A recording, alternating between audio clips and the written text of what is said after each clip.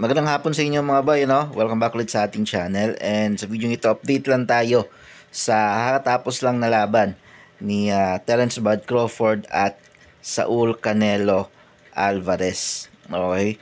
So, medyo marami yung umuwing talo ngayon, ano, mga boy.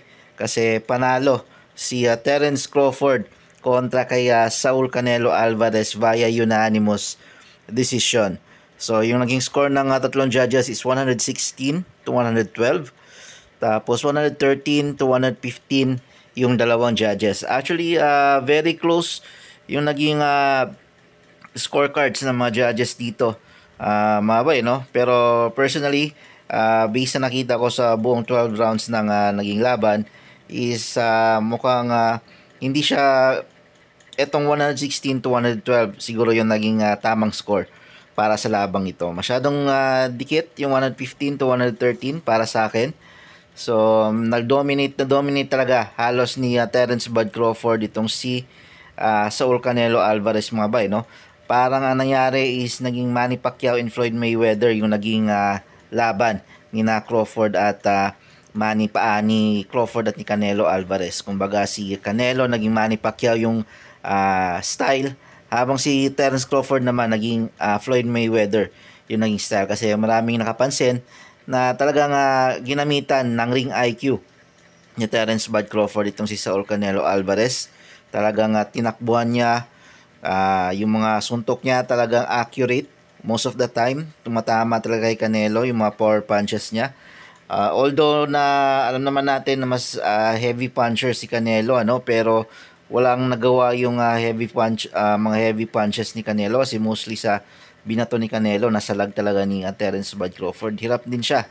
And kung mapapansin niyo mukhang marami rin kasabi na mas malaki si Canelo, pero kung titignan niyo maigi mukhang kasi medyo matangkad ng kaunti si Crawford. So dun sa laban nilang kanina parang mas malaki para sa akin si Terence Crawford. Medyo malapad lang si Canelo mga bay, no? Pero mas matangkad din, mas malaki yung build ni Crawford sa naging laban niya kanila. Kaya medyo nahirapan din mapasok yung mga power punches ni Canelo mga bay, no?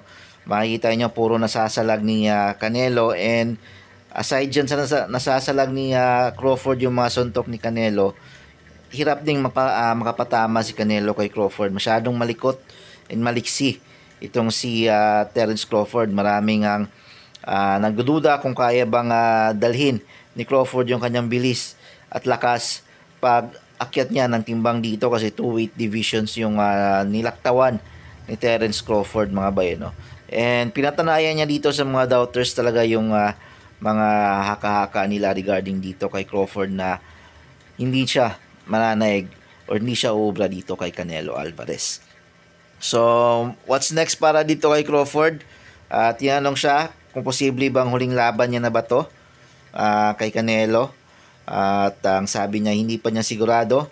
Kasi sa mga hindi pa nakakaalam, 38 years old na itong si Terence Bud Crawford mga bay, no? Samantalang 35 naman itong si Canelo Alvarez. And itong si Canelo Alvarez, ang sabi niya is plano niya magretiro sa edad na 37 at maglaro na lang daw ng golf. So 2 years na lang siguro yung posible natin makita.